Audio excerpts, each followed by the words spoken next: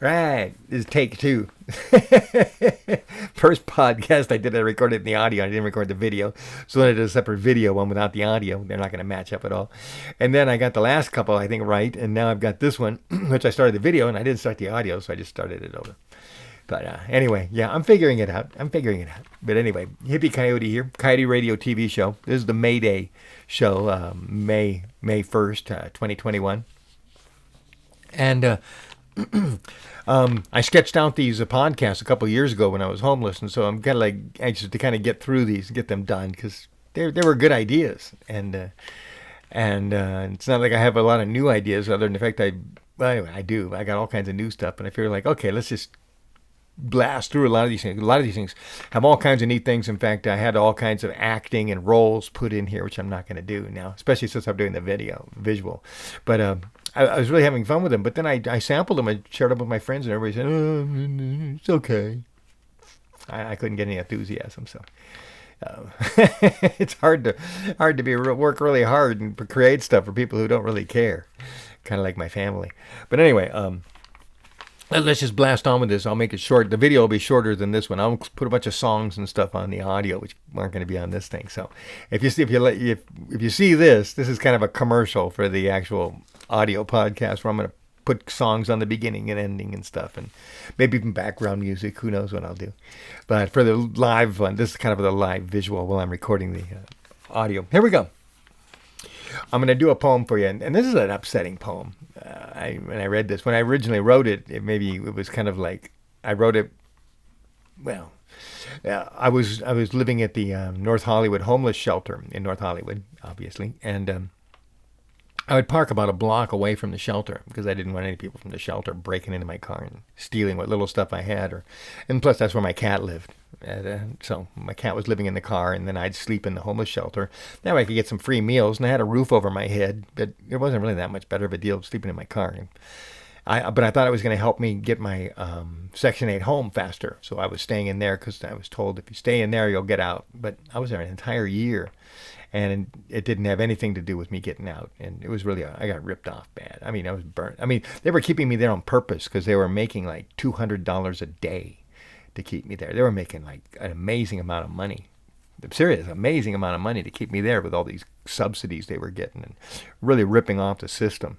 So they were taking, anyway, I don't want to get into that. I used to know the details on it. I kind of found out through different people who worked there. I don't really have them all memorized, all that bad stuff. And I was kind of trying to be appreciative and, just get out of there as quick as I could. But what a ripoff. I could say a lot of bad things about there, but I don't want to. But yeah, this poem is kind of a bad thing. This is about the guy who was living in a tent at the end of this cul-de-sac about a block away from the shelter south of there. And so I'd park down at the end of the cul-de-sac, and the neighbors were nice enough to me, and I didn't have any problems with them. And my cat would get out and wander around, and there were other cats there. And he didn't fight with any of them as far as when we were there. It was kind of, he got to interact just a little bit, and he had a little territory, and he'd climb the trees and run across the street. Got a whole bunch of videos of him running across the street and doing stuff. And then I developed this special, what are we going to call it? They had a selfie stick, and then I reversed it, and then I mounted a light on the end of it so I could, get a front light on my cat because he's all black. You can't really see him very well. So I had a little battery-powered light down there, and then I put my camera down there, and I'd walk along. So the camera would be, looking right at his face as he's walking along. So you get a nice little front, it's kind of like you're cruising alongside like another cat-to-cat conversation with my cat. And so I got a bunch of videos like that. And we'd walk around. That's what I was doing. I was down at the end of that cul-de-sac because there wasn't much traffic and it wasn't too dangerous. But it still scared me to run across the street, and because cars did come down there. And sometimes, once in a while, there were some reckless drivers, right? Drive really fast. But anyway, there was this one guy who was there the whole time I was there. The whole year I was there, there was a guy living in a tent down there at the end of the cul-de-sac. He was a real weirdo. He was like a bodybuilder. He was buffed, and he always never wore a shirt. He was always trying to show off his body. And he'd wear these skin-tight little girl pants, because he was actually I guess he was, so I honestly I didn't want to know. I'd keep my distance from a lot of those people. There were some transsexuals and weird people who were, doing their thing. Sorry I said weird, but I'm sure if you saw them, you'd say the same thing. But they were junkie. One of them was a junkie, and he was there for a while until he got kicked out. And then I saw him on the street, and he didn't look so good, or she didn't look so good. And I got talking to him just a couple of times.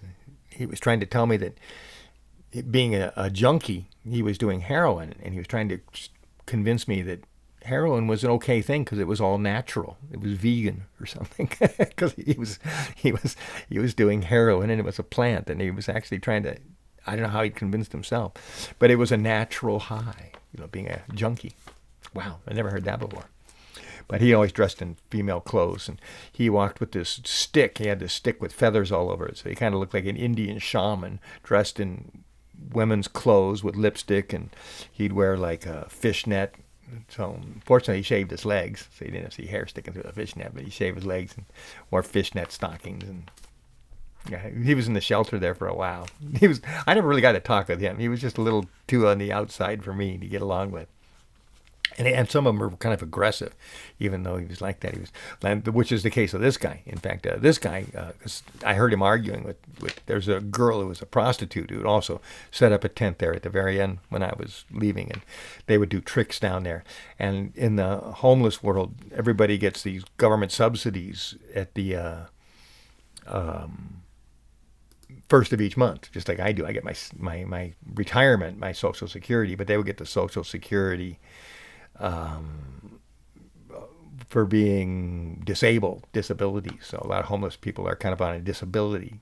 So that would basically keep them from breaking into people's houses and stealing stuff. So they got enough. In fact, they make more than I do. In fact, they were making, I think it was $968, 5 years ago. It's probably, and goes up every year. And I only get $700. It's actually gone up now, but each month I get like $10 more. But but they were making a lot more. In fact, when I applied for my Social Security, they said, well, you can claim a disability. You're homeless, you're a senior, and you have migraines, and then you'll get like $250 more a month. And I said, no, I don't want to claim to be disabled. I don't think of myself as disabled. And I don't want to claim to be a disabled person just to get $268 more a month. I mean, maybe I made a mistake. Maybe I should have. Nobody cares, and it hasn't worked for me or against me that nobody knows I was disabled. Anyway, I'd never claimed that. I just took my regular Social Security. Otherwise, I could have made a lot more money and lived better. But anyway, all these homeless people get their money at the beginning of the month, and then they would buy prostitutes and drugs. And so for the first couple of weeks of each month, all the prostitutes would show up, and they'd be doing stuff and setting up tents down there at the end of the cul-de-sac where I was, and people would come down paying for sex and humping away in the little tents. And then the guys would leave, and girls would pack up the little tents, go back to the homeless shelter and whatever. Anyway, there's one girl that was down there. She was real nice to me. I got along with her. I got along with just about everybody. But there was this one guy who was there, and she would argue with him. They'd just get in real arguing, cussing matches. It was quite ferocious. And she was always scolding him for cutting off his dick.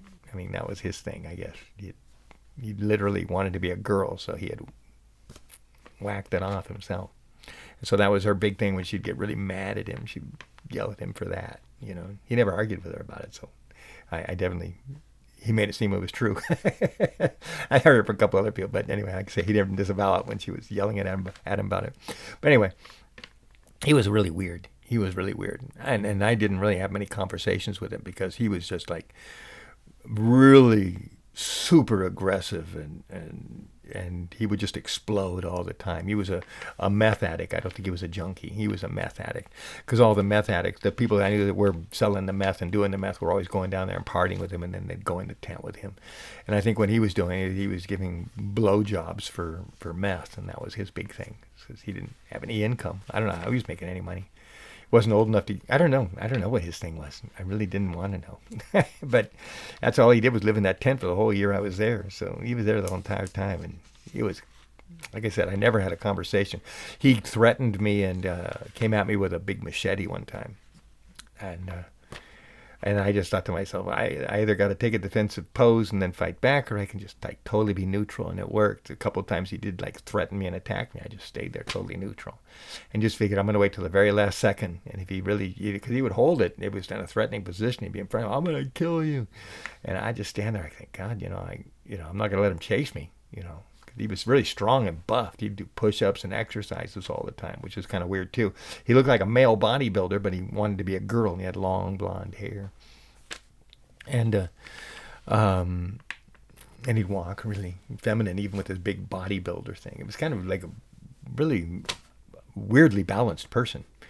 I can't even think of his name, which is good. But anyway.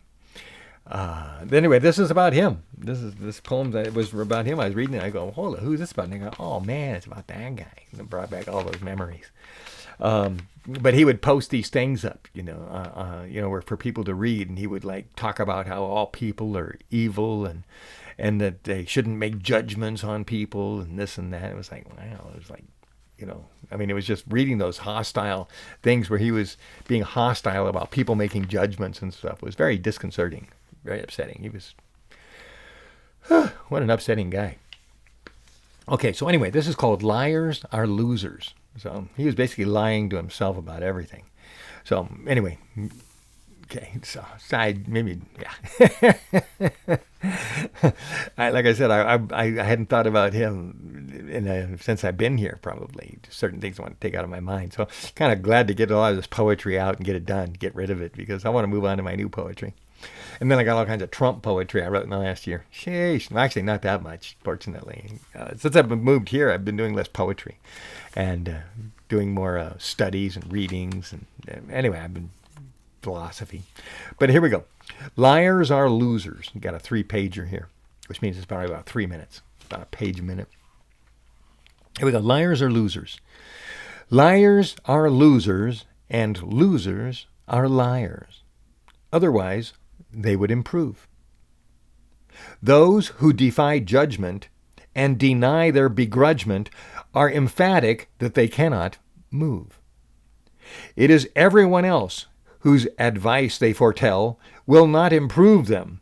Their surrender is unbudged. A greater world is foretold. That's one of the things that reminded me. I spelled it right. I always left out the E. I always wrote G-R-A-T, and I wrote it that way, in quotation marks.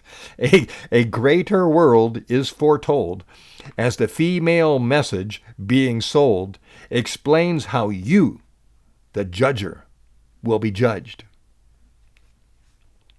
There's a paper taped to the fence near the nursery school entrance. I was right at the end of the cul-de-sac. Near the gray erected tent. That was his. Somewhere else, no one would care, but despite the note they pinned there, their tent is blocking the pavement. The note strongly decrees that no one should judge friends or enemies by sex, size, color, and some other stuff. But to know their world they declare is greater requires judgment, of which they're a hater. So they can't possibly know anything or enough. Without judgment, how do you know what's easy or tough? If you can't judge hot from cold, if you can't judge young from old, your ignorance is a bland, blind, stupid life. Don't judge your partners. Don't judge what harms your marriage or pleases your wife. That's it. I won't go further. Not even cynically. I shouldn't try to explain a fallacy, because you can't change a liar, and a loser is a winner when they're free. When you choose to lose by eliminating the rules, there's no sense arguing with suicidal fools. With cigarette in hand, they clearly understand, without judging their desire. As they size me up and hold out their cup, I think they're judging me. Do you have a cigarette? No, I don't smoke. Do you have a lighter? That was the end of the poem. Anyway. So, yeah, I was really kind of like, ugh, getting all icky thinking about that guy, how he threatened me and made my life really uncomfortable. Never threatened my cat, though. I mean, gosh, if anybody threatened my cat, I think that would have pushed me a little farther than people threatening me. I was that way with my kids, too. They threatened my kids, man. Man, that pushed me right to that edge. Anyway. So, yeah, I have the ability to be very aggressive, but as far as I'm concerned, I'm quite confident I mean, like I said, when he was attacking me, I was just kind of like, okay, I'm just going to keep my calm to the very last second, and then I'm going to go berserk on this guy. I don't know what I'm going to do, but whatever I do, I'm going to not stop until he's stopped. So I'm glad I never got to have to be pushed to that limit, but a lot of people, a couple times came close. Fortunately, I never had to exercise my self-defense ability. Maybe I'd win, maybe I'd lose, but I would definitely hurt somebody going down. Okay, hey, that's a negative. Sheesh. Coyote Radio TV. This is supposed to be me, the hippie coyote, the happy guy, the guy who's nonviolent, completely nonviolent, against war, against all wars. And, yeah, what else do I have to say about that? Anyway, nothing really. Yeah, I want to go back to my psychedelic childhood. I was kind of picked on back then. I didn't know any kung fu. I was a disciple of the Maharishi Mahesh Yogi, in the 60s. I learned transcendental meditation when I was about, 13, 14, something, 14, 15. I don't know, somewhere around there in those early years.